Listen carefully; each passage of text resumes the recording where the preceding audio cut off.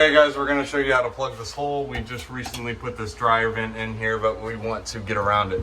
The sealing texture on this is plaster, so that's why it kind of looks kind of funky.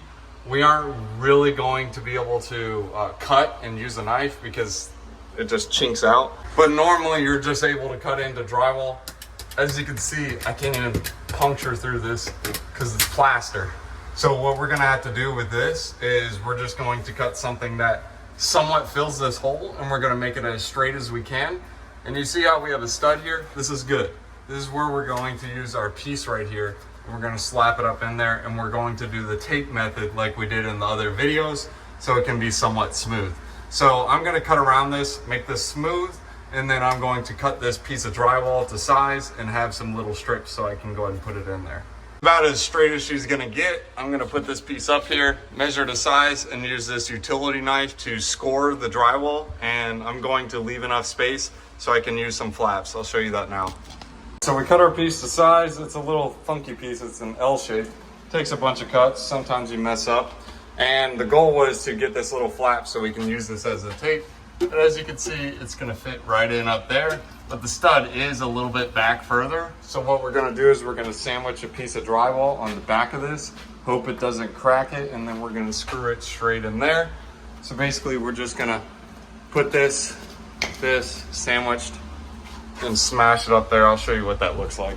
We got our piece in there. This is gonna go right on the top. You can see it's somewhat flush. We'll push it in and then we'll screw this into the board. It's not the fanciest way to do it, but she's up there, and now we're gonna mud around this, and you can use some tape to push it together, but this is literally in a closet. This is like the dryer vent, so really it doesn't matter. Nobody's gonna see it.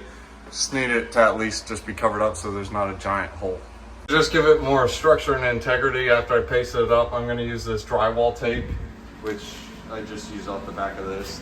You simply just break it and it just peels right off. So break it right here and it just peels off, and you can use that as tape because I didn't have any tape with me. And we're just gonna put that up. We'll put a second coat on there and then we'll paint over it and it'll look nice.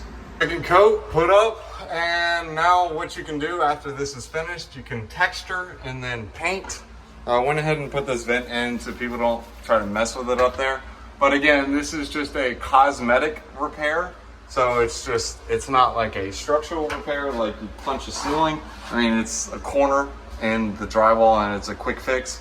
And this is with plaster. So instead of having to go through the whole process of plaster and doing all this garbage, instead I just use a piece of drywall, cut out some pieces, and I use the tape from that, and literally it takes about 20 minutes to do that. And that's including making a video, so it'll probably take less time.